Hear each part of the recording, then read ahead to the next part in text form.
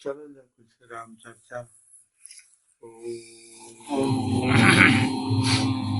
सहनावतु सहनौ भुनक्तु सह वीर्यं करवावहै तेजस्विनावधीतमस्तु मा विद्विषावहै। ओम शांति शांति शांति।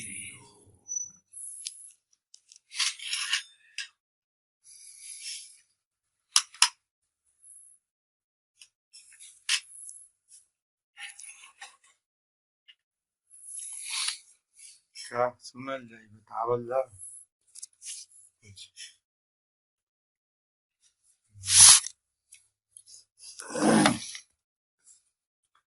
अब तक बुढ़ापा का असर ज्यादा आवा था।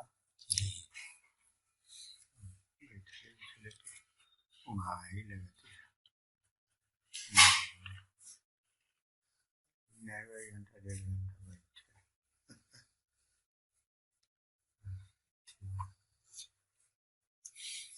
क्या सुनल जाए बतावल जा। नहीं सुनाई। पांडे जी कह रहे थे कर्म और कर्म के कर्मणो हि बोधव्यम कर्मण गीता का जी कर्मण या कर्म सुना गीता ठीक है। कर्मणो अपि बोधव्यम कर्मणो हे अपि बोधव्यम इस तरह से ना। कर्मणो हे अपि बोधव्यम बोधव्यम से विकर्मण अकर्मणस्त बोधव्यम गहना कर्मणो गति। और भगवान कर्मण या कर्म जा पश्येता कर्मणि च कर्मज बुद्धिमान मनुष्येषु संयुक्ता कृतस्म कर्म कृता।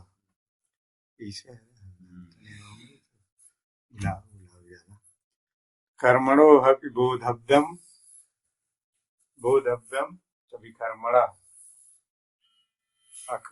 अकर्म जानना। अरे कर्मणो कर्म समझना चाहिए कर्म क्या है कर्म क्या है और कर्म क्या है। कर्मणो हे बोधव्यम बोधव्यम से विकर्मण अकर्मणस्त बोधव्यम गहना कर्मणो गति। ये बदवा श्लोक है कि दूसरा श्लोक। कर्मणि अकर्म जा पश्येता कर्मणि च कर्मज सबुद्धिमान मनुष्येषु सयुक्ता कृतस्म कर्म कृता। कर्मणो हे अपि बोधव्यम कर्म का स्वरूप क्या है कर्म क्या है यह भी जानना चाहिए।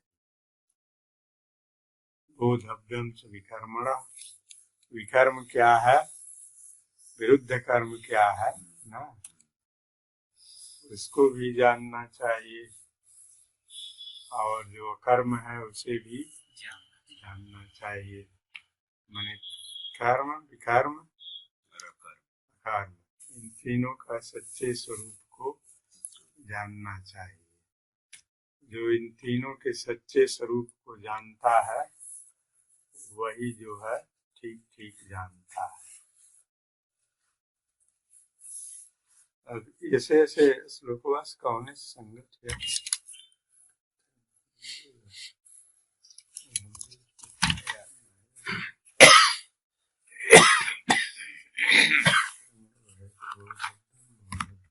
पांचवें अध्याय का ना चौथे अध्याय बहुत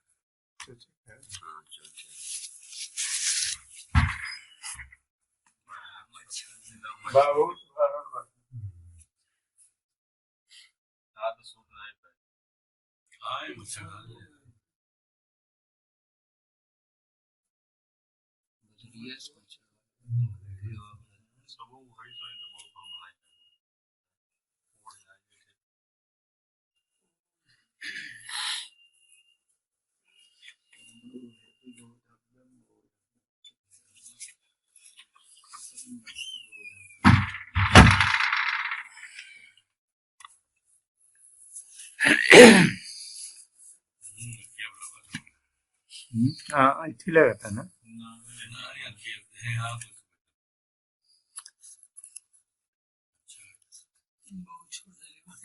हाँ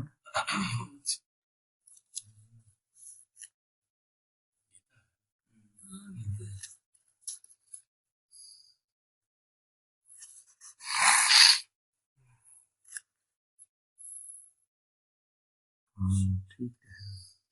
कर्मणो हेतु बोधव्यम बोधव्यम च विकर्मा अकर्मणश्च बोधव्यम गहना कर्मणो गति। कर्मणि अकर्म यः पश्येत् कर्मणि च कर्मजं स बुद्धिमान् मनुष्येषु स युक्तः तस्मै कर्म कृतः यस्य सर्वेषु आनन्दः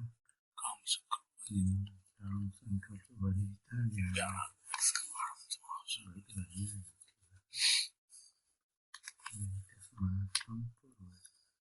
पूर्वतरम कृतं किं कर्मेति कवयो प्रत्रमोहिता। यहाँ से है तत्ते कर्म प्रवक्ष्यामि यज्ञात्वा मोक्षसे यशुभात्।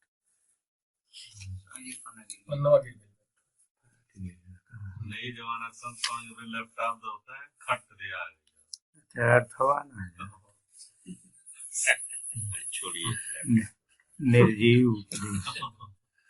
निर्जीव उपदेश होई जहाँ शब्द फंसी लैपा फिर बताई ना है। जहाँ संदर्भ फंसी वहाँ फिर लैपटॉप ना है बताई। सुविधा तो है लेकिन उससे मस्तिष्क निष्क्रिय होगा। अब यहाँ यह तो बहुत महत्वपूर्ण प्रश्न है। किम कर्मेति कवयो अप्यत्रमोहिता। कर्म क्या है अकर्म क्या है। यहाँ कवि मने वो अभी उसमें मोहित हो जाते हैं। मोहित मने निश्चय नहीं कर पाते हैं कि यह यथार्थ क्या है। तत्ते कर्म प्रवक्ष्यामि, इसलिए मैं कर्म का जो सच्चा स्वरूप है उसे बताऊंगा। ज्ञात्वा मोक्ष से अशुभ से मोक्ष प्राप्त करने के लिए, मोक्ष माने जीवन का सच्चे स्वरूप को साक्षात्कार करने के लिए हमें कर्म अकर्म के स्वरूप को जानना चाहिए। यदि ठीक हम नहीं जानते हैं तो कुछ का कुछ करते हैं। ऐसे ही इसमें लिखा हुआ है विष्णु पुराण में, तत्कर्म जन्म बंधाय सा विद्या जा विमुक्तये। तत्कर्म जन्म बंधाय, कर्म वही है कि जिससे बंधन न हो। सा विद्या जा विमुक्तये, विद्या ज्ञान वही है कि जो विमुक्त के लिए। आयास आया अपरम कर्म, अब आयास के लिए है आयास आय, और जो दूसरे कर्म है वो आयास सिर्फ श्रम मात्र। जिस कर्म को करने से यदि बंधन मुक्त नहीं होता है, बंधन से छुटकारा नहीं होता है, तो वह कर्म नहीं है, वह आयास है सिर्फ, माने आपके शरीर का श्रम मात्र है। आयास आया परम कर्म विद्या शिल्प नैपुणम, और वह ज्ञान जिसे शिल्प कला की निपुणता है वैसे ही एक कला मात्र है। सा विद्या जा विमुक्तये, कर्म वह है जिससे बंधन हटे, और विद्या वह है जो विमुक्ति में सहायक हो, माने आत्म साक्षात्कार में सहायक हो। यहाँ कर्म क्या है, अब कई अर्थ लोग करते हैं। जैसे मान लीजिए कुछ सामाजिक सेवा से प्रेरित गांधी वांधी लोग उल्टा पलटा कुछ अर्थ कर देते हैं। हाँ, वो अपने ढंग से लोग कर्म करते हैं, अपने ढंग से घुमा फिरा करके वह समाज के ऊपर उसका अर्थ क्या है यह अर्थ नहीं करते हैं। जैसे उनके लिए अगर यज्ञ का अर्थ करना है, यज्ञार्थात् कर्मणो अन्यत्र, तो यज्ञार्थ का अर्थ कर देंगे कि समाज के लिए, छोटे वर्गों के लिए। मैंने इस तरह से लोग अर्थ कर देते हैं, लेकिन यह अर्थ नहीं। गीता का उद्देश्य न परोपकार है, न समाज सेवा है, और न और जो कुछ है लोक में समाज में श्रेष्ठ कार्य के रूप में मान्यता या प्रचलन है, वह उपदेश करना उसका उद्देश्य नहीं है। वह सब क्रियाएं उसमें हैं, माने वह अपने आप आती हैं, लेकिन गीता एक उस विषय के लिए, जैसे परोपकार के लिए, चाहे दूसरे के लिए, यह जो है उसका उद्देश्य नहीं है कि आप परोपकारी बने, आप मानव समाज के लिए ही सब कुछ करें, उसी में समर्पित रहें। यह गीता का अंतिम उद्देश्य यह नहीं है। लौकिक लक्ष्य के लिए नहीं, लौकिक लक्ष्य वह साधन के रूप में आ जाएगा जी। लेकिन गीता का मुख्य उद्देश्य है वह जीवन की चेतना को वह उठा करके और उसे जो उच्चतम स्तर है माने आत्म रूप में उसे प्रतिष्ठित करना। आत्म रूप में प्रतिष्ठित होने के बाद वहाँ अहंकार नहीं रहता है। अहंकार ही प्रकृति का बंधन है। प्रकृति या कर्म का विधान किसके द्वारा जीव को बांध करके ले जाता है, तो वह बांधने का जो अंकुश है, बांधने का जो साधन है, वह क्या है? अहंकार। तो अहंकार के लिए अहंकार को सच्चे जो चेतना है, अहंकार ठीक है, अहंकार स्फुरित होता है, लेकिन अहंकार अपने आप में कोई स्वतंत्र सत्ता नहीं है। वह अहंकार जिस सत्ता से उभरता है, जिस सत्ता से वह स्फुरित होता है, जैसे मान लीजिए यहाँ प्रकाश है, बल्ब में प्रकाश आ रहा है, यह प्रकाश स्फुरित हो रहा है, लेकिन यह प्रकाश अपने आप में कोई स्वतंत्र सत्ता नहीं है। सच्ची सत्ता तो वह ऊर्जा है, वह ऊर्जा जो प्रकाश के रूप में यहाँ व्यक्त हो रही है। तो उसी तरह से सच्चा अहम तो अपनी आत्मा है। तो गीता का उद्देश्य तो यह है कि वह निम्नतम स्तर की चेतना से वह उच्चतम स्तर की चेतना में आत्म भाव से प्रतिष्ठित हो कि यह मैं नहीं, यह मैं हूँ। अब इस बीच की यात्रा में मैंने निम्नतम स्तर से, अब चेतना के कई स्तर हैं, सभी एक ही स्तर पर नहीं। अब जहाँ ध्यान योगी है तो ध्यान योगी अपने ध्यान के द्वारा ही वहाँ अपने को स्थापित कर लेंगे। कर्म योगी हैं तो कर्म भी, अब कोई भी कर्म किया जाए, वह कर्म का जो बाहरी स्वरूप है वह अपना प्रभाव, या कर्म का बाहरी स्वरूप भगवत प्राप्ति का साधन या उपाय नहीं होता है, जिस हेतु से वह कर्म किया जाता है। क्योंकि कर्म का नियामक और उसका दिशा देने वाला कौन है? मन का ही नहीं। एक ही क्रिया की जाती है जब ध्यान किया जाए, और वह किया जाए इसलिए किसी का अनिष्ट करने के लिए, या किया जाए सकाम भाव से संसारी किसी अगर लिया जाए, तो वह साधन चेतना के उन्नत का साधन नहीं बना। तो वह जो है अब साधन आत्म कल्याण का साधन न होने की वजह से वह श्रेष्ठ कर्म नहीं होगा।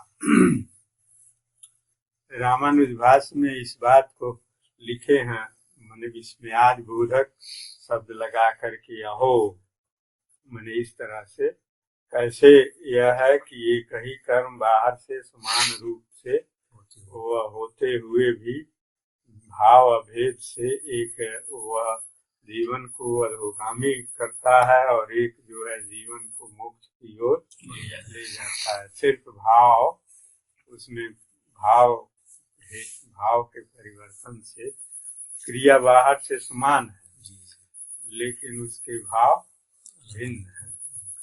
तो गीता का उद्देश्य मुख्य तो यही है। अब उसमें परोपकार भी स्वभाव से आता है दूसरे के लिए। अब दूसरे के लिए जो कर्म किया जाता है, यहाँ दूसरा कौन है?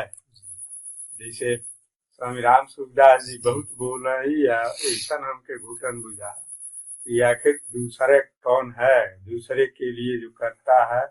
अब दूसरे मान लीजिए हमारे लिए आप दूसरे हैं, तो हम भी दूसरे के लिए दूसरे हैं कि नहीं? तो वह हमारे लिए काम कर रहे हैं।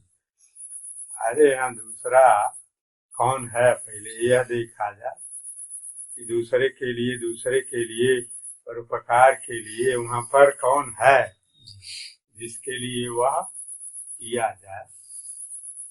का अब यह अगर देखा जाए तो दूसरा कौन है, तो अगर इस तरह से जैसे सामान्य अर्थ में दूसरा लिया जाए कि वह ये दूसरे हैं हमसे, तो हम इनके लिए काम करें, तो हम भी तो दूसरे के लिए, तो वह भी हमारे लिए काम करें कि नहीं? सब एक दूसरे के लिए काम करें। कौन किसके लिए काम करेगा? वो तो कर्म का कोई जो है एक निश्चित लक्ष्य और एक स्वरूप छोड़ना ही है। कौन दूसरे के लिए, लेकिन यहाँ सच्चा उसका आध्यात्मिक अर्थ है कर्म इस रूप में किया जाए कि वह हमारे अहम के विलय का साधन बने। क्योंकि अगर अपने यहाँ स्व का मतलब है अहम, पर का मतलब है उस अहम का त्याग कि नहीं? पर का मतलब है सच्ची आत्मा।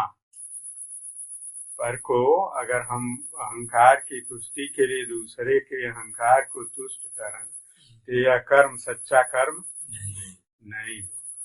सच्चा कर्म तो तब होगा जब हम अपने अहम का विलय करें। जो भी कर्म हमारे अहम के विलय के साधन बनेगा वही जो है हमारे सच्चे कल्याण का साधन बनेगा।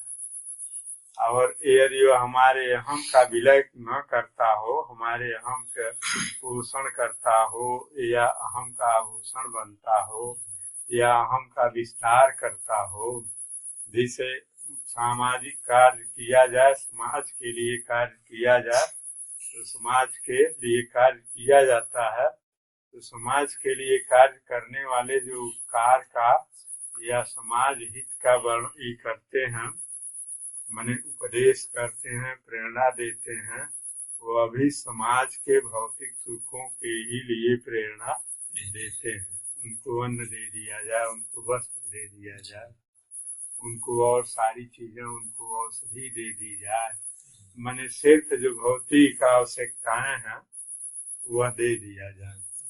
लेकिन मान लिया जाए सारी भौतिक आवश्यकताएं हैं जिनको पूर्ण रूप से उपलब्ध हैं, वे भी तो पूर्ण नहीं, उनको भी तो अभाव है, उनको भी तो कमी का अनुभव हो रहा है। तो इस तरह से अगर कर्म का सच्चा स्वरूप नहीं जानते हैं, उसका मूल आंतरिक स्तर में नहीं जानते हैं कि किस हेतु से हम कर्म करें, तो वह जो है हम अशुभ से मुक्त नहीं होंगे।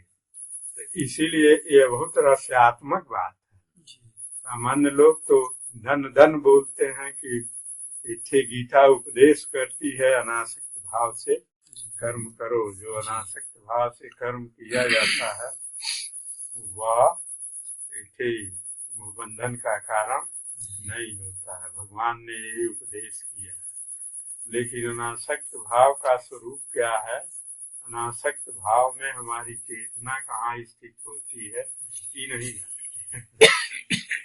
अब वो वही कहेंगे, गीता कहती है, बहुत साफ सब बोला ला। गीता कहती है कि अनासक्त भाव से अपना कर्म करो। सच्ची बात तो यह है कि गीता का उद्देश्य, गीता का सच्चा ज्ञान जो है वह परमात्मा में प्रतिष्ठित करना। उसका उद्देश्य न परोपकार सिखाना है, न समाज सेवा सिखाना है।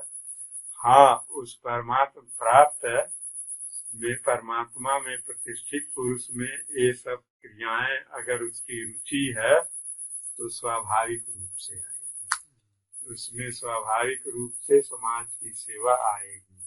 उसमें स्वाभाविक रूप से यह दिखेगा कि अगर यह समष्टि है, समष्टि चेतना एक ही है, व्यष्टि कोई चेतना नहीं है। जैसे कहा गया कि यहाँ पर कौन है, स्व कौन है। यहाँ जो दैहिक अहंकार है यह स्व। अब दैहिक अहंकार की प्रेरणा से प्रेरित होकर के कर्म किया जाएगा। अब अहंकार के लिए कई उसके आभूषण हो, माने उसके विस्तार के लिए, आभूषण के लिए, प्रशंसा के लिए बहुत से लोग उस अहंकार को ही अपना आपा मानते हैं, तो कहते हैं हमारा नाम इस पर लिखवा दीजिए कि नहीं।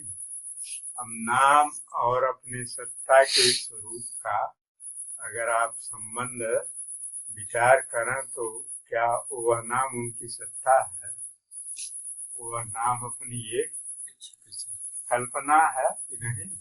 वह भी उसकी आवश्यकता थी इसलिए कि हम अपना व्यवहारिक जीवन, अरे व्यवहार के लिए अब बार बार फला आदमी है, सिर दो हाथ दो पैर धड़ वाले सुनो, अब यह कहने के बजाय एक शब्द संकेत कर दिया गया और उसमें आत्म भावना हो जाती है। उसमें जो है वह यह भावना हो जाती है कि यही हमारी आत्मा है। उससे इतनी एक रूपता हो जाती है कि उसे नाम लेने पर भी, उस शब्द को उच्चारण करने पर भी, दूसरे के लिए भी उच्चारित कर दिया जाए तभी तुरंत अपने ही पकड़ में आता है। या दूसरे के लिए उच्चारित किया जाए और आपसे परिचित हुआ शब्द है, तुरंत उसी पर आपका भाव जाएगा कि शायद हमारे ही जाने हुए व्यक्ति के लिए यह शब्द प्रयोग किया जा रहा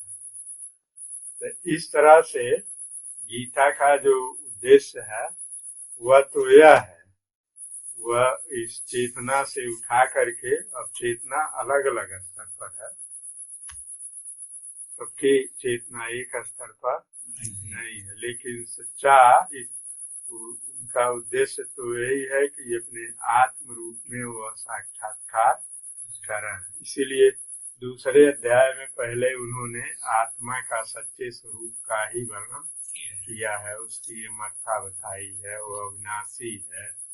और उन्होंने अवस्था से अवस्थान्तर के द्वारा यह दिखाया भी है कि यह शरीर आदि का परिवर्तन होता है, लेकिन उसमें परिवर्तन नहीं होता। वह कर्म के विधान से वह आता है, जाता है। कर्म के विधान से मान लीजिए बुढ़ा अवस्था होने पर भी अवस्था वार्धक्य में मनुष्य विवश हो करके जो कुछ भोगना होता है वह भोगता है न चाहते। यही तो इसी शरीर में लगता है कि कर्म का विधान जैसे चाहता है वैसे इसको चलाता है, हमारे रोकने से वह रुकेगा नहीं कि नहीं। जैसे मान लीजिए तो आगे जो सूक्ष्म और कारण शरीर के माध्यम से ही स्थूल शरीर तो चल रहा है, आगे जब जीव इस स्थूल शरीर को छोड़ करके जाएगा तो क्या वहाँ अपनी कोई इच्छा काम करेगी? यही लग रहा है कि हमारी इच्छा नहीं, कर्म का स्वरूप है, कर्म का विधान ही इस जीवन को चला रहा है। तो इसलिए यदि हमें अब अनासक्त भाव जब कहा गया आता है, कहा गया कि परोपकार, गीता कहती है दूसरे के लिए कर्म करें, लेकिन अब प्रश्न तो होता है वो दूसरा कौन है, दूसरे का स्वरूप क्या है कि नहीं। अब स्वामी जी से क्यों कुछ भी नहीं करा, अब स्वामी जी रोज ये कहा जो दूसरे के लिए, दूसरे के लिए।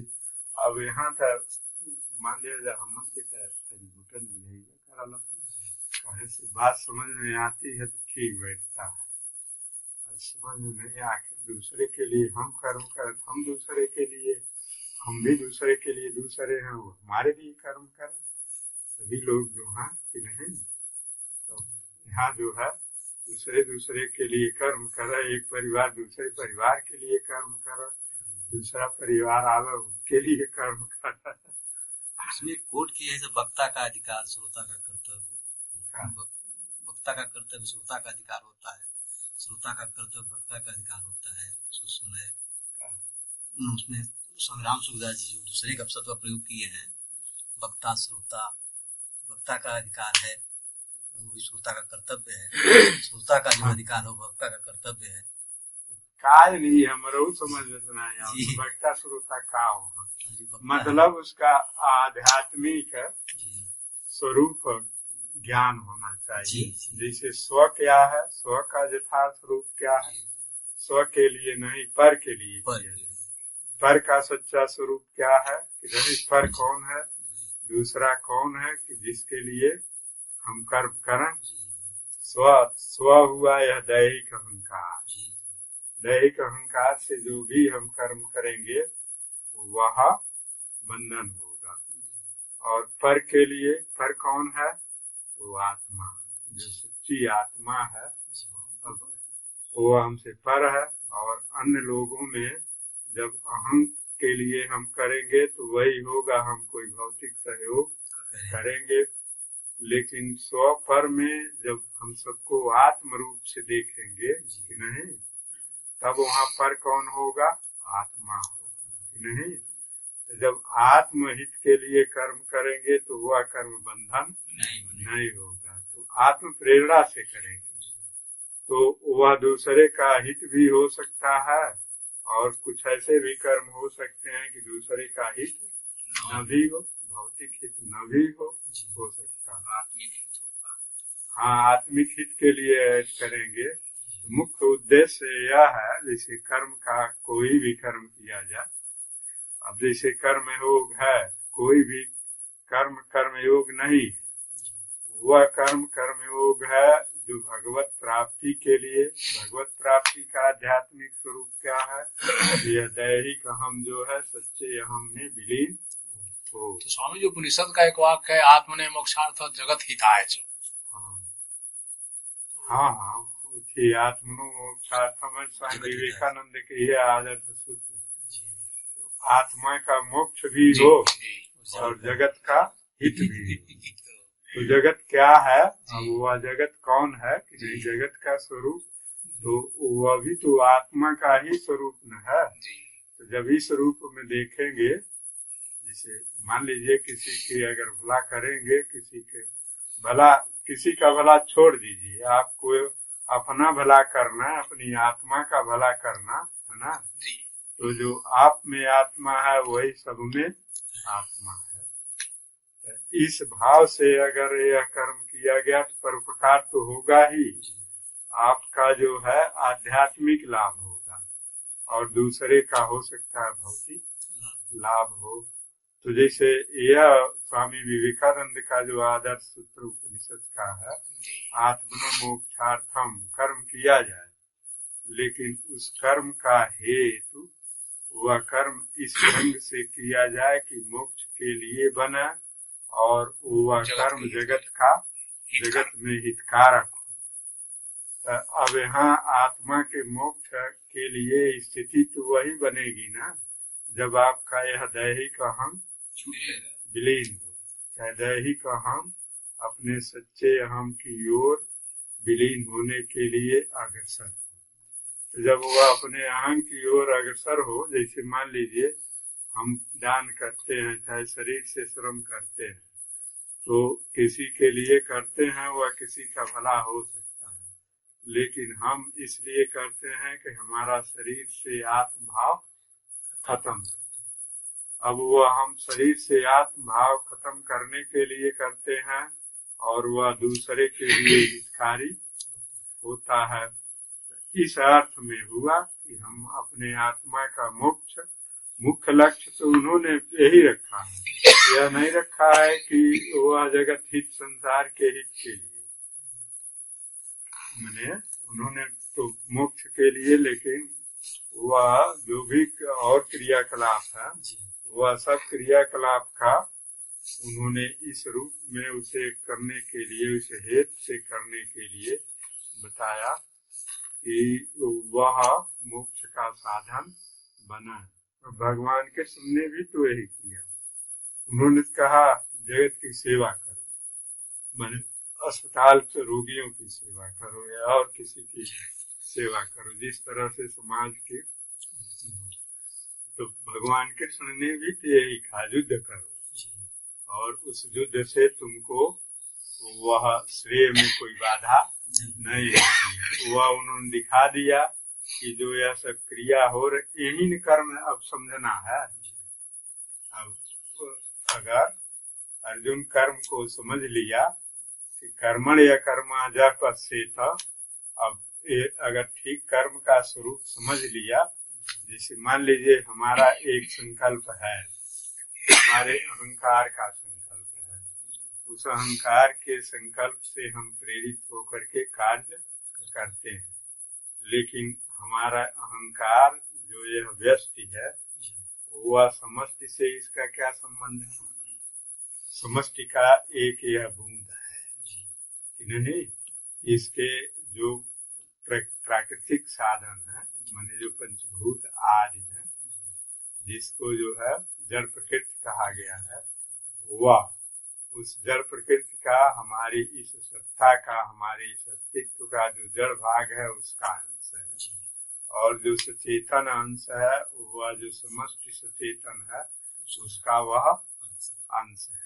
मान लीजिए अगर समष्टि के और व्यष्टि का इस तरह से यह किया जाए तो यह देहात्म भाव है, और देहात्म भाव से अगर देह के पदार्थ को, जिसे इसमें जो वायु है वह समस्त वायु में मिली हुई है, यह नहीं है कि उससे अलग नहीं है कोई, यह नहीं है कि उससे छटी हुई है, वो तो वासना है, इसके अपने अस्तित्व के कुछ विशेष विधान है, कुछ विशेष स्थिति है।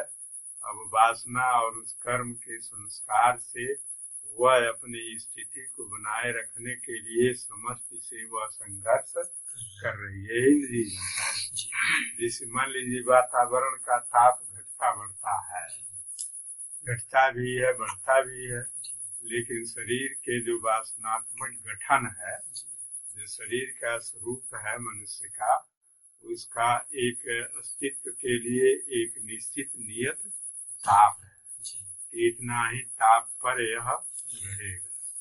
तो शरीर अपने उसी ताप को बनाने के लिए समष्टि से संघर्ष करता है, लेकिन वह है तो उसी का ना, इसीलिए न उससे पृथक हो रहा है। यदि मान लीजिए वह समष्टि और व्यष्टि, माने इस जो शरीर है और जो समष्टि है, वह उसको इसमें मिला दे कि समष्टि और व्यष्टि एक हो जाए। यह कब मिलेगा? जब उसकी जो इस शरीर में वासनात्मक एकत्व है कि यह मेरा अस्तित्व है, यह खत्म हो जाए, तो वह उस ताप से और इस ताप से दोनों को एक अनुभव कर ले, तो फिर संघर्ष की जरूरत नहीं रहेगी।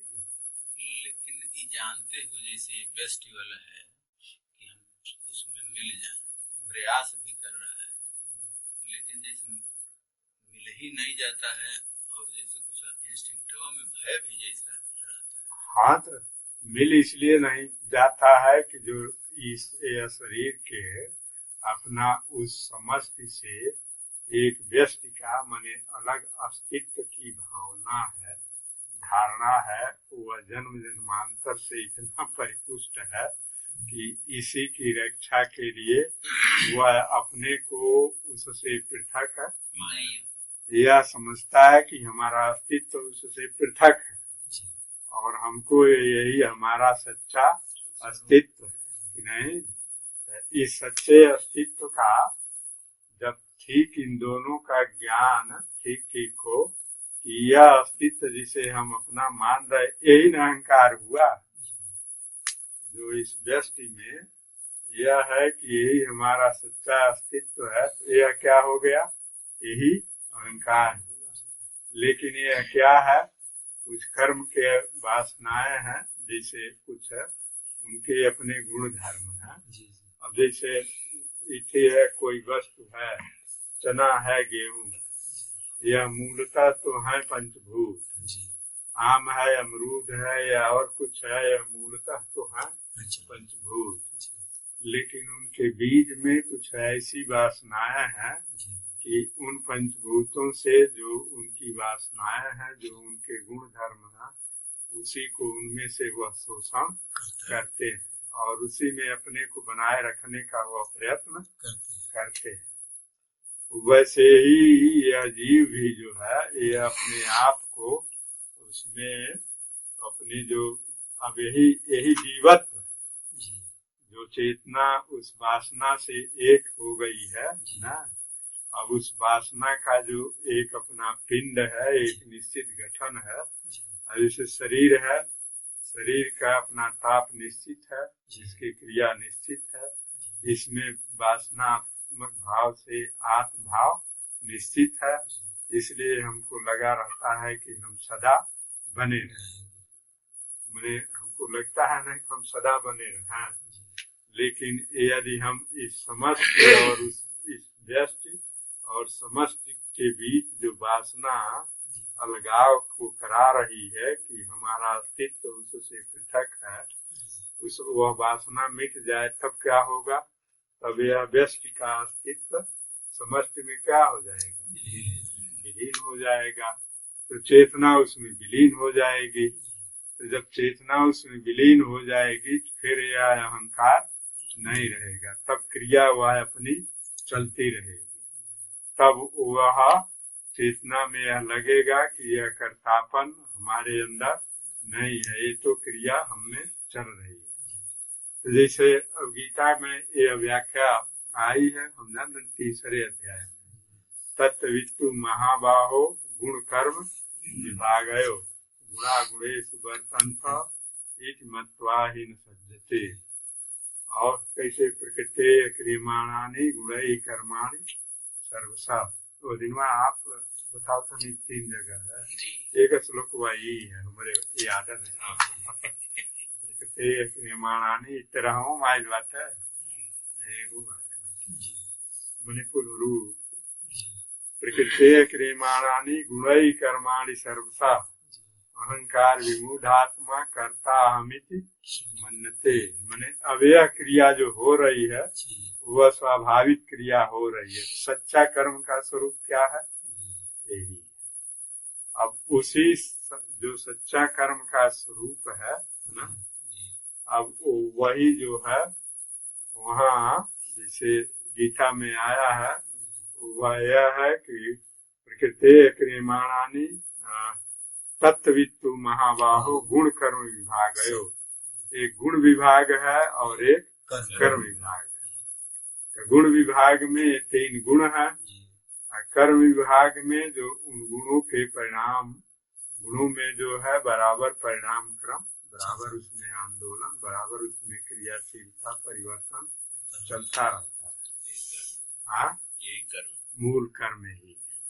सच्चा कर्म जो है, इसी को कर्म कह दीजिए, इसी को माया कह दीजिए, इसी को प्रकृति कह दीजिए, इसी को अव्यक्त कह दीजिए। अब यह कर्म जो है, इसी कर्म से अब यह कर्म विभाग है। गुण विभाग से 3 गुण हुए। अब गुण विभाग में सत्व रज तम, अब उनका यह है, और उनके जो परिणाम रूप में कर्म विभाग है, इसमें बुद्धि है, इंद्रियां हैं, मन है, आज ये सब यह कर्म विभाग में है। जो तत्वित्तु हैं, जो उस तत्व को, जो इनसे परे है, तो जो तत्वित्तु हैं वे गुण कर्म विभागयो, गुण और कर्म विभाग को वह जानते हैं। वह जानते हैं गुणा गुणेषु वर्तन्त इति मत्वा ही न सज्जते।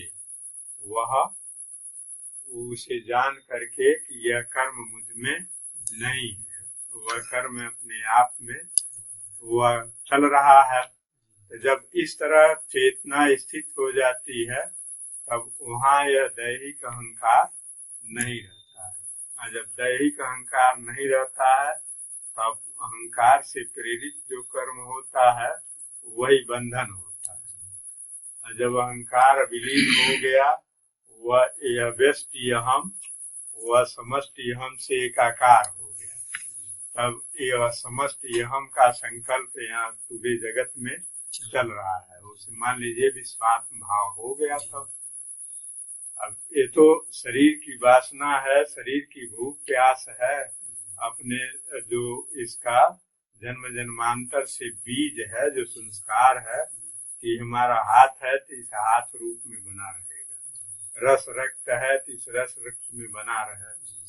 यह कैसे है कि पूर्व जन्म के इसके वासना है। जैसे गेहूं का बीज है तो गेहूं का बीज अपने गेहूं के रूप में ही बनने के लिए संघर्ष करेगा। तो जब इस तरह से वह अहम विलीन हो जाता है ना, तब फिर जो बंधन का कारण रहता है वह रहता नहीं। तो अब इस अहम को उस समष्टि अहम में विलीन करने की इच्छा से, क्योंकि कर्म का जो कुछ प्रेरक होता है वह इच्छा होती है, हेतु होता है। अब किस हेतु से प्रेरित होकर के आप कर्म करते हैं, वह हेतु भी किसका है। अगर अहम का हेतु है तो वह बंधन बनेगा ही। आप पुण्य कीजिए, आप धर्म कीजिए, जप तप कीजिए, तीर्थ व्रत कीजिए, लेकिन अहंकार से प्रेरित होकर के कीजिए तो फिर जो है वह आपके लिए बंधन का ही कारण बने। बिना अहम के तो जैसे कमा भइल का मुश्किल है, कुछ होगा नहीं। तो उसमें अहम जो है, उस अहम को जो करने वाला होता है उसको अभिमान कहते हैं। तो एक जो वह अभिमान होता है जो कर्म के बंधन को बढ़ाता है, और एक अभिमान वह होता है जो कर्म के बंधन को ढीला करता है। आप इस भाव से भी कर्म करेंगे कि इससे हमारा यह नाम हो, इससे हमारी प्रशंसा हो, क्योंकि जब तक अभिमान है, कोई कर्म अभिमान नहीं है, तब तक कोई कर्म होगा नहीं। सूक्ष्म स्थूल स्तर में जिसे मान लीजिए भोजन करना ही है, अगर भूख का अभिमान नहीं है तो आप भोजन नहीं करेंगे, आप पूछेंगे ही नहीं। मान लीजिए आपको हाँ, लेकिन अब एक अभिमान हुआ है कि जो आपको बंधन मुक्त करता है, और एक अभिमान हुआ है जो अहम को विलय की ओर ले जाता है, और एक अभिमान हुआ है जो अहम को बाह्य जगत की ओर ले जाता है। यही न है गुण कर्म विभाग। जैसे गुण विभाग में अब रजोगुणी अहम है, तमोगुणी अहम है, अब उनमें जो तो अब रजोगुण तमोगुणी और रजोगुणी अहम को विलय करने के लिए सत्वगुणी अहम आपको लाना पड़ेगा कि नहीं। अगर सत्वगुण नहीं आएगा तो रजोगुण और तमोगुण का अहंकार मिटेगा नहीं, तो सत्वगुणी अभिमान आएगा। जब सत्वगुणी अभिमान आएगा तो रजोगुणी अभिमान और तमोगुणी अभिमान मिटेंगे। इसके लिए जो है आपको अब कहें कि कोई न कोई अभिमान तो रहेगा, तो उसमें यही गुण विभाग है। कुछ गुण ऐसे हैं कि जो बांधते हैं, और कुछ गुण ऐसे हैं कि जो ढीला करते हैं, और कुछ गुण ऐसे हैं कि वह गुण जो है वहां तक तो ले जाएंगे।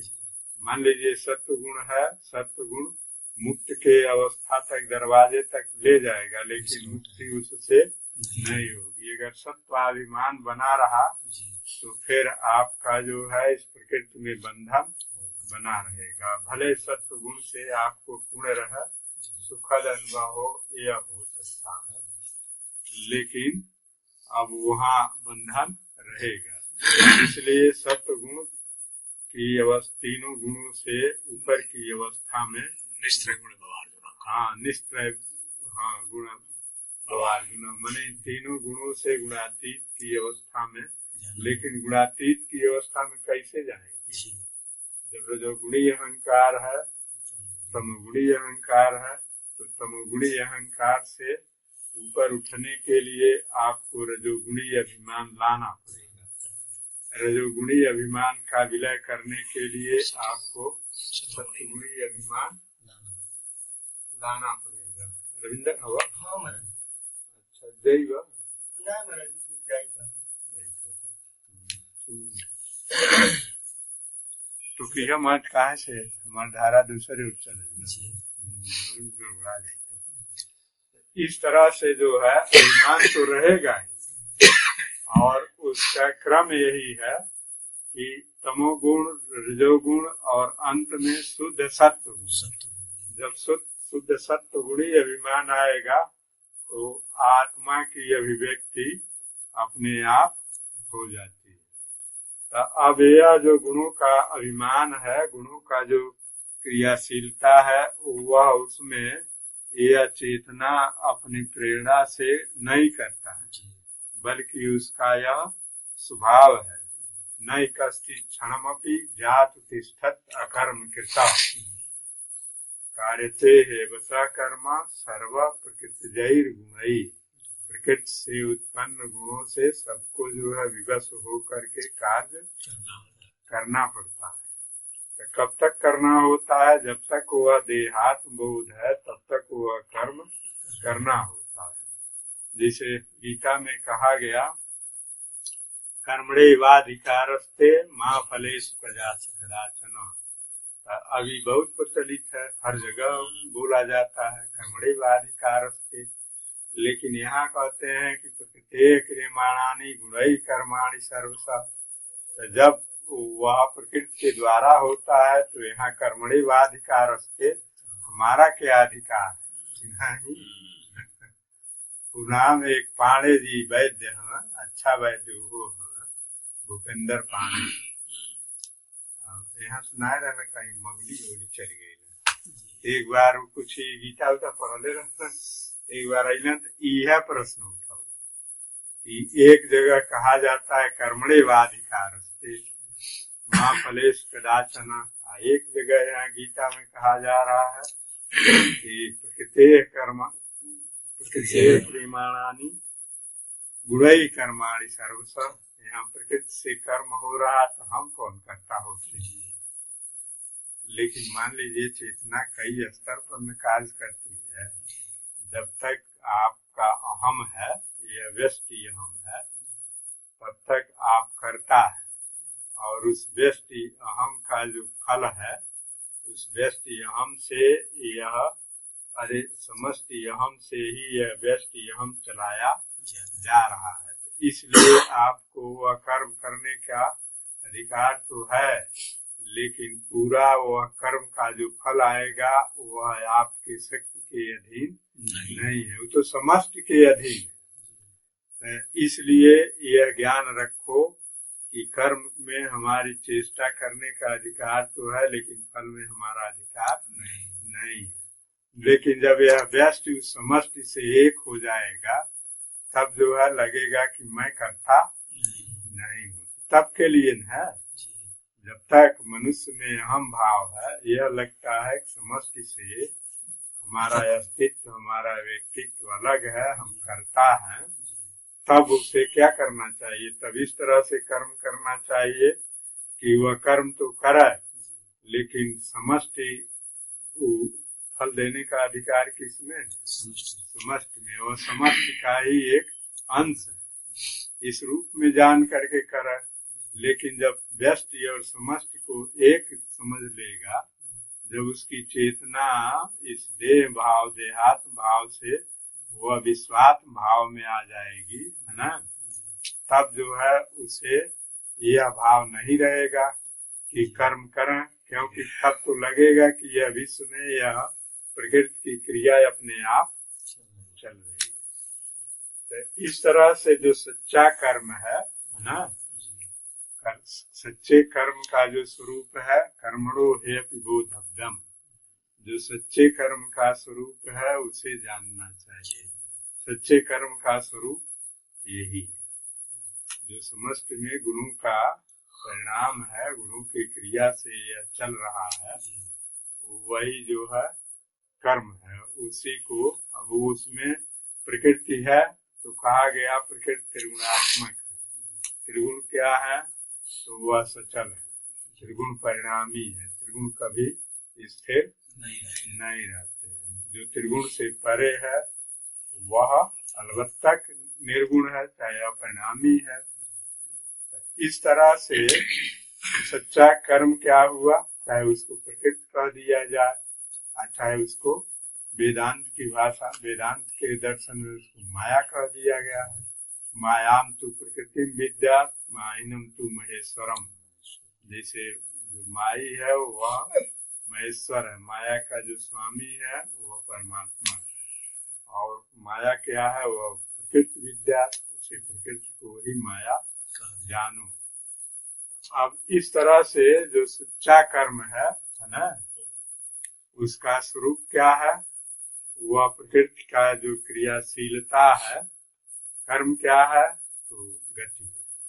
कर्म के द्वारा ही यह गुणों का परिणाम है। तो कर्मणो है अति बोधव्यम, बोधव्यम से विकर्मणा। विकर्म क्या है, जो विरुद्ध कर्म हो।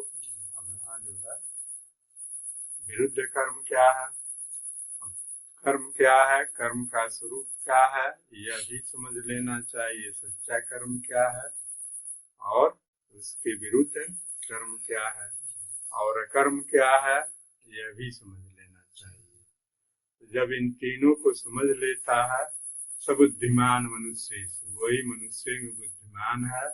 और सब युक्ता कृतस्न कर्म कृत, वह संपूर्ण कर्मों से जुड़ा हुआ युक्त है, माने वह संपूर्ण कर्मों का करने वाला है। यहाँ कर्मण यह कौन है, कर्मण या कर्म अजापस्य। कर्मण जो कर्म में अकर्म देखता है, कर्मण या कर्म जापस्य। कर्मणि च कर्म जा, अकर्मणि च कर्म जा। अकर्म में जो कर्म देखता है, कर्मण या कर्म जो कर्म में अकर्म देखता है। तो कर्म क्या है, अब गति या क्रियाशीलता को वह कर्म कहा जाता है। तो कर्मणि अकर्म अजापस्य, जो कर्म है, कर्म किसमें हो रहा है, तो वह प्रकृति की क्रिया में। तो उस कर्मणि अकर्म अजापस्य, इस प्रकृति की क्रिया में जो अकर्म है, माने जो क्रियाशील नहीं है, जो आत्मा को देखता है, हाँ दृष्टा को देखता है। माने यहाँ कर्म हम कहते हैं क्रियाशीलता को, अकर्म कहते हैं निष्क्रियता को, कि नहीं। अकर्म माने हम चुपचाप बैठे रहें, लेकिन अगर हम चुपचाप बैठे रहेंगे तो या तो मान लीजिए मोटा मोटी भी चुपचाप बैठे रहे तो हम हाथ पैर जोड़ करके तो बैठे रहेंगे, लेकिन प्रकृति की क्रिया यहाँ रुक जाएगी। सब सेल से अपना कार्य कर रहे हैं, हृदय चल रहा, मस्तिष्क चल रहा, मन चल रहा, बुद्धि चल रही है, सब जितने चेतन और चेतन स्तर है वह सब अपना कार्य कर रहे हैं। तो इस तरह से जो कर्मण या कर्मा, कर्म में जो कर्म देखता है, यह कर्म तो चल रहा है, लेकिन इसमें वह देखता है कि जो इसको देखने वाला है उसमें कर्म नहीं।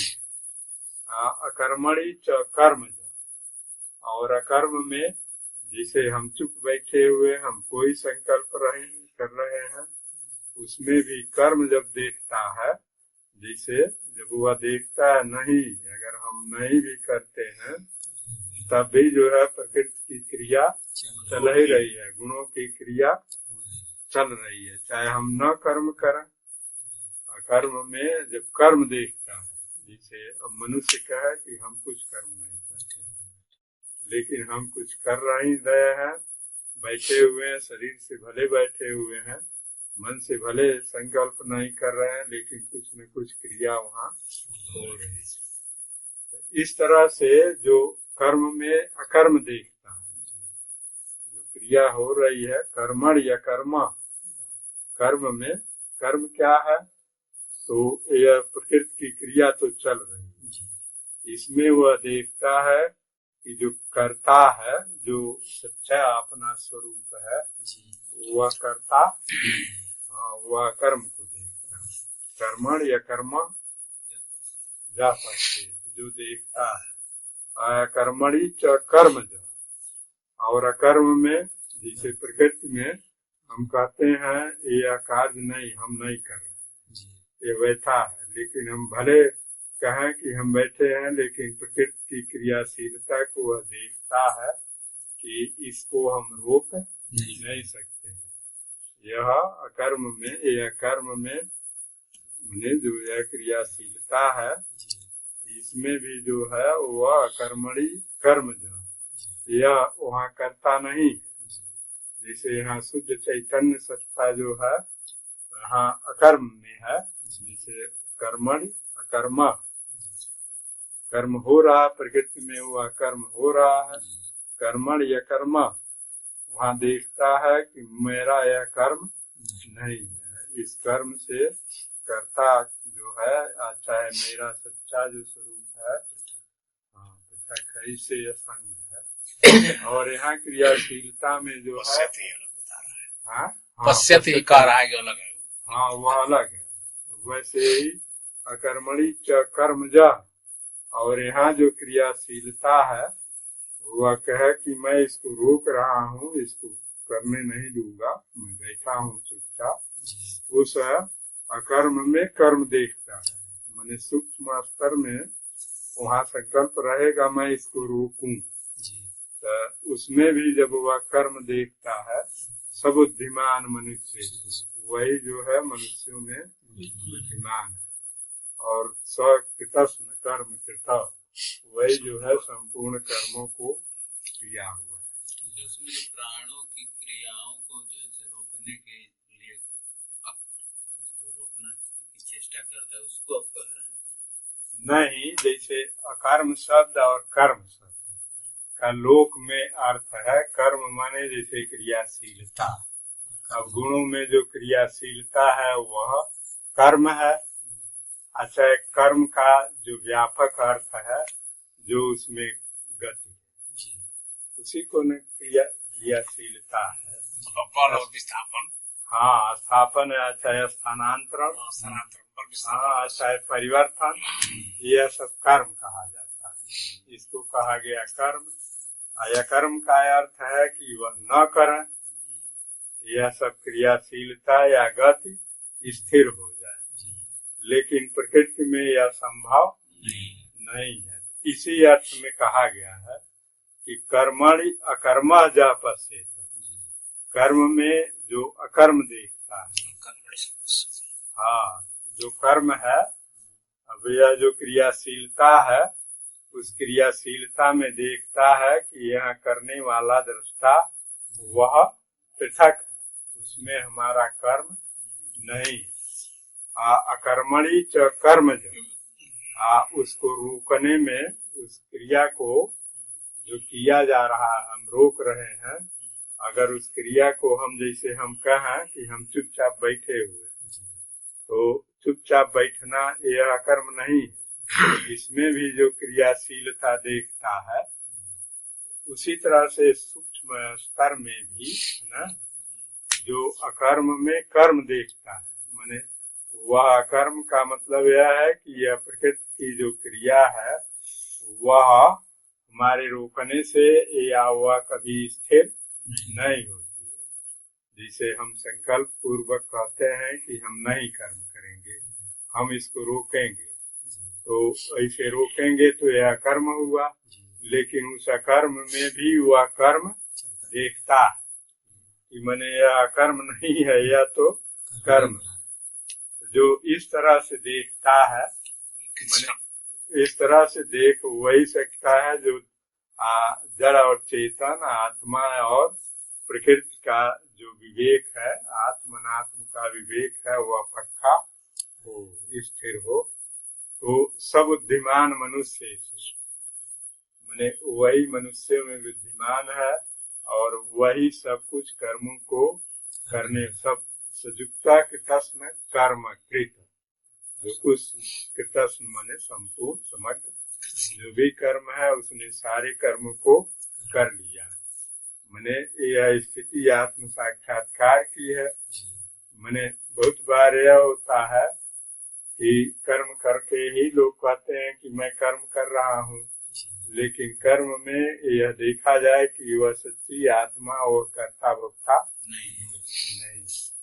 और जो शरीर से रोक लिया जाता है कि हम कर्म नहीं करते हैं, उसमें भी देखा जाए हम सूक्ष्म या मन से भले उसे रोक लें, लेकिन वह प्रकृति की क्रिया, वह कर्म चलता रहता है। तो इस तरह से जो प्रकृति विभाग को, गुण विभाग को जान लेता है और जो उस तत्व को जान लेता है, वही सारे कर्मों का सच्चा करता होता है। यही मतलब है उसका। शांति शांति। अब किसी दिन और चर्चा हो जाएगी। बहुत बढ़िया गंभीर विषय है गीता का। और इसीलिए लोक में तो गीता का बहुत प्रचलन है, लेकिन अपने अपने ढंग से लोग लेते हैं। सच्चा लोग तो कहेंगे अनासक्त भाव से गीता परोपकार सिखाती है, लेकिन परोपकार तब होगा जब उसे आत्म प्राप्ति के साधन के रूप में वह समाज का परोपकार करना होगा, यह नहीं कि, लेकिन वह होगा तो स्वाभाविक रूप से होगा, उसमें कोई अहंकार नहीं होगा। प्रकृति कुछ मदद भी करती है, प्रकृतिया नहीं, उसकी चेतना ही इस स्तर की हो जाएगी ना। जैसे आप परिवार में रहते हैं, अपने परिवार से इतना अपनापन हो जाता है कि उनके दुख सुख से बिना जाने ही आप उससे प्रेरित हो जाते हैं।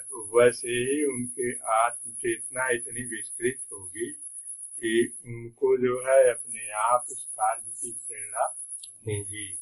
अब अनासक्त भी वही है। मान लीजिए उनको लगेगा कि हमारी अपनी आत्मा अपने आप में परिपूर्ण है, इन सब कार्यों से, इन सब विषयों से जो मिलने वाला फल है, वह फल हमारे कार्य का प्रेरक तो होगा नहीं।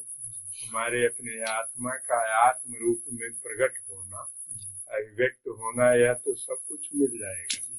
तो फिर वह किसी फल की प्रेरणा से कार्य नहीं करेगा। तब वहाँ अगर इसका आध्यात्मिक स्वरूप देखा जाए, परोपकार का स्वरूप देखा जाए, तो उसके मूल रूप में यह देखना ही पड़ेगा कि यहाँ जो परोपकार वही है जो हमारे अहं के विलय के लिए साधन बना है। जो हमारे अहंकार को पुष्ट करे वह परोपकार नहीं होगा, वह अनासक्त भी नहीं होगा। जो हमारे अहं को पुष्ट करे, हाँ, वह अनासक्त नहीं होगा। जो हमारे अहं को परमात्मा में ले चला, वही ये दोनों होंगे। जहाँ अनासक्ति और परोपकार एक साथ होंगे, सब अपने आप गुण तब आएंगे।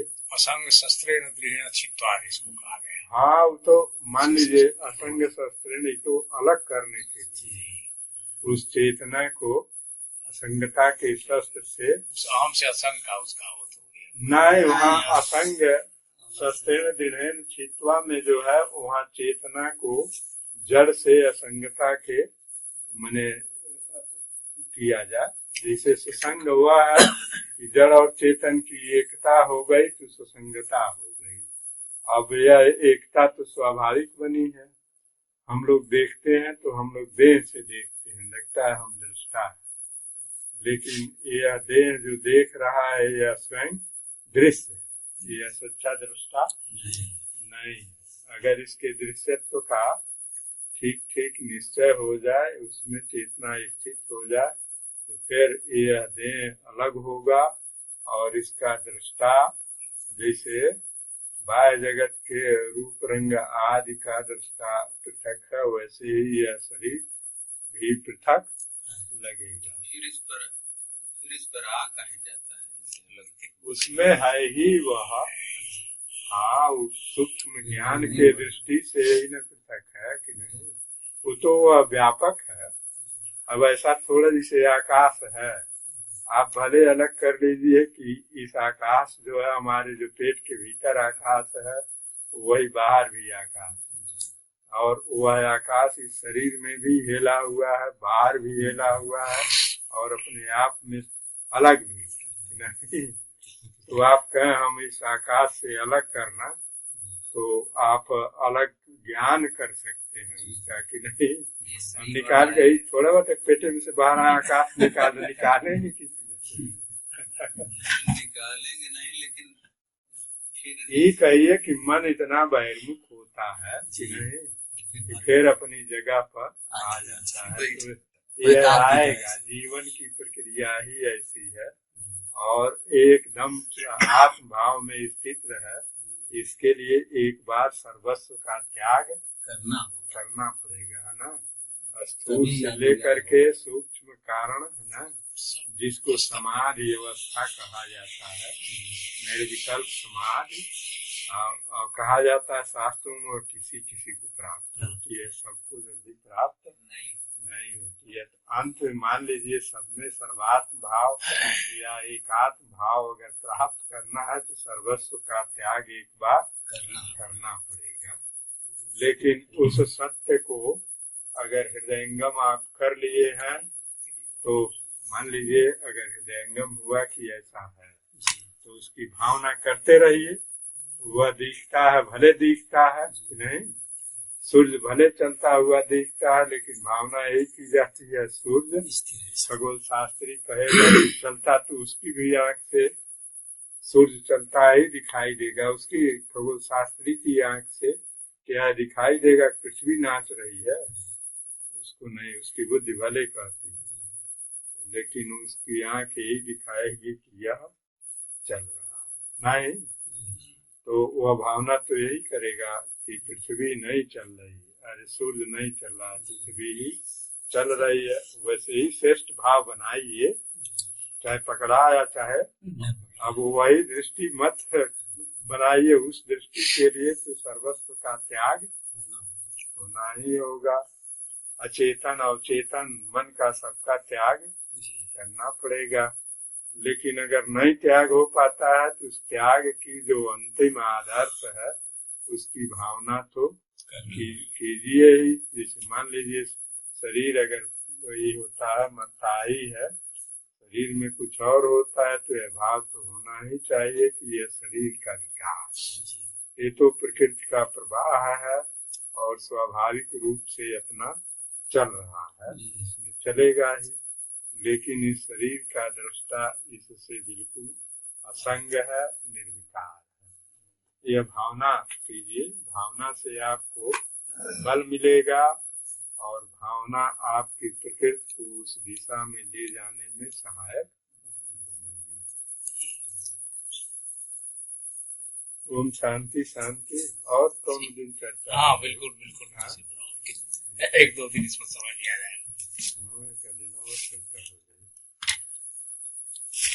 भाव सब पूछ लेने के कम से कम 4 गो प्रवचन 4 दिन तुम्हें प्रणवा भाई नाम के कुछ असंतोष है भाई से उसे सब उसे विज्ञान है भाई, साधनात्मक भाई साधनात्मक इसमें घुसे हैं। हाँ खैर साधनात्मक जो है ये तो आज का विज्ञानवा, चूंकि बुद्धिजीवी के लिए विज्ञानवा मालूम हो जाला, साधना राय लौके लगे कि धकिया चली। आज जब सिद्धांतवा पता नहीं रहा तो लकीर के फकीर जैसे चेतना या जीवन के विकास चाहे आत्मबल नहीं आ पाता। जब जानकारी रहती है तो आत्मबल भी आता है, रास्ता भी मिल जाता है। स्वामी जी आपका जीवन त्यागमय रहा और आप त्याग की बात नहीं छोड़ो, सब हम कहे त्याग बाहर सब छोड़ो, संसार क्या पड़े हुए आते ही हम हमके केहू कहले छोड़ो संसार को, आपके नहीं किसको कौन कहा है कि छोड़ो संसार, बताई कौन इतिहास। जैसे आप गुरु हैं, गुरु से आप समझते हैं कि नहीं हम नहीं कहेंगे, हम छोड़ो संसार का फर्क, हम नहीं यह कहने का अधिकार ये गलत है, यह गलत उपदेश है। हम आपके चेतना को उस स्तर पर ले जाने का प्रयास करेंगे जहाँ आपको लगे कि संसार में रहना ठीक नहीं है। किसी महापुरुष का जीवन बताइए जिसने कोई कहा है इसको छोड़ो संसार को, और छोड़ने के योग्य हुआ बुद्धि न रहा है ना, तो किसी को कहने बहुत जनी के जो पाई पानी मीट छोड़ा तो नहीं छोड़ा आप छोड़े नहीं छोड़ा लेना के कितना वेग से थका जाए कि लौट के अराइव ना करे स्टेप पे नहीं, यह चेतना की एक स्थिति है ना, किसी के कहने या आदेश देने से नहीं होगा। भगवान बुद्ध को किसने कहा कि आप छोड़ो इसको, किसी को कहा, स्वामी विवेकानंद को किसी ने कहा, रामकृष्ण परमहंस ने कहा कि तुम छोड़ दो, किसी ने स्वामी दयानंद को किसी ने कहा, उनके पिता पकड़ के ले गए, बंद किए, फिर वहां से भाग के अपना, उसके विपरीत तो बहुत कर्म मिलता है, उसमें पकड़ के बंद कर देना, ले आके सब कुछ। हाँ, हमसे बाबा मदरिया बात है, मदरिया का बाबा से ही मांगा उनका जन्मभूमि रहे, तो वह बाबा बतावा इतने रहे नहीं बैठा, बाबा बतावा कि जब उनके वैराग्य तो भादो महीना रहा, गोरा नदी भरल रहा, घर का लोग एक पेड़ पकड़ के ले आई, फिर रात के देखबा लंगूटा बनली, और वह जो बात है भादो का नरिया में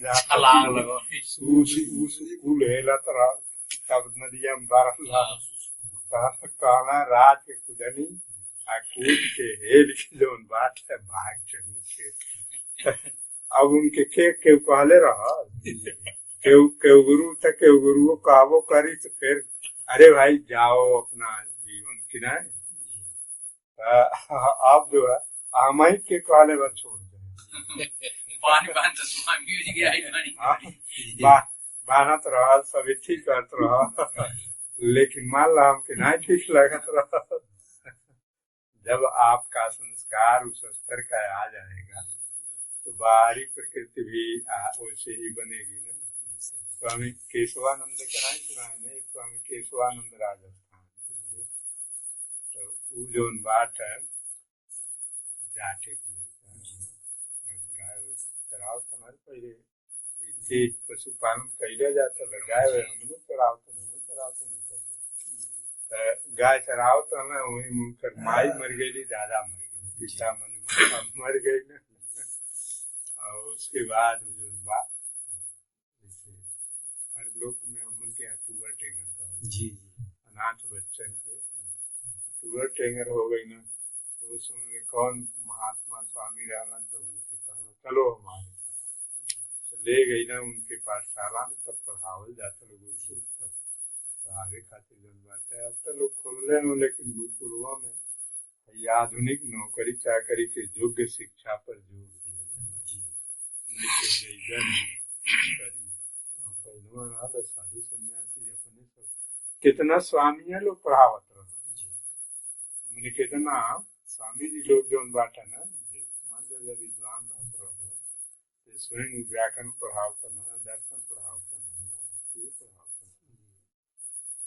तो ले गई ना, तुमके पाठशाला में भर्ती कहना तो बड़ा अच्छा है, अपन तेजस्वी पुरुष रहना, उनका पूर्व जन्म का संस्कार रहा जी, तो अपन जो बात है उनके साथ है, तो उनके स्वामी केशवानंद बना दिया है, तो वो अच्छा समाज सेवी भी रहा है, आत्मज्ञानी भी रहा है।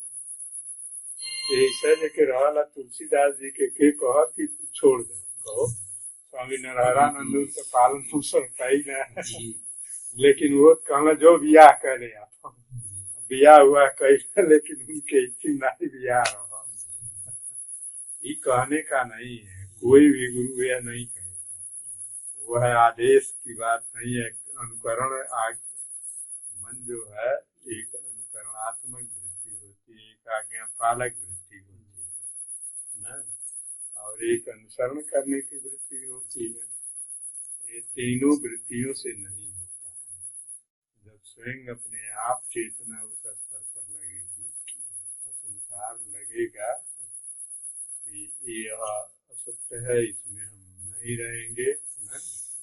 अब उसमें कई कारण, किसी को कोई प्रेरणा आती है, कोई अनाथ हो जाता है, कोई किसी को कुछ हो जाता है ना, बहुत कम लोग गौतम बुद्ध जैसे होते हैं कि वो उच्चतम चेतना को लेकर के पैदा होते हैं और सारे जो चीजें हैं बांधने वाली चीजें हैं उनका त्याग कर देते हैं। तो हमारा काम यही है, हम किसी को नहीं कहेंगे कि ये करो हमारे कहले कहते कि न जाए शराब छोड़े कहने, बल्कि शराबो नहीं छोड़ना भाग गई जगह ये छोड़ देगा, ये छोड़ दिया। स्वामी जी बहुत बढ़िया उदाहरण देने की जगह प्यास जो गुरु न लगा पानी छोड़े पानी छोड़ गुरु की नहीं लगी तो आदमी सब ज्यादा पहले धीरे धीरे ऐसा सत्संग हो मावत आवत कि नहीं कहे नहीं के आप कोई के लिए आओ चला सत्संग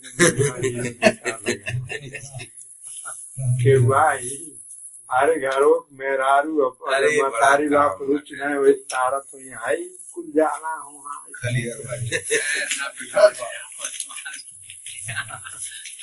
हाँ फजे तो कर अगर मान लिया जा पत्नी या बच्चे अगर अनुकूल विचारधारा न रहे तो घरे गए फजे तो करिए अच्छी बात है कुल जाके एक दिन पता नहीं क्या लोगों के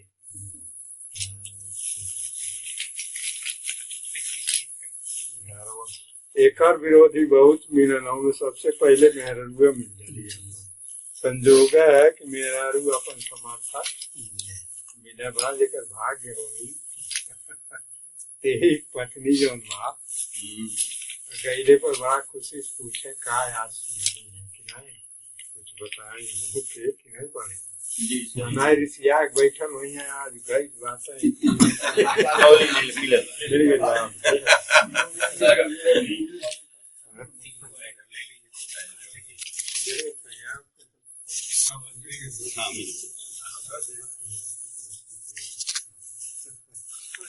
देखो जा कौन झूठ बात है घर में नहीं विरोध होला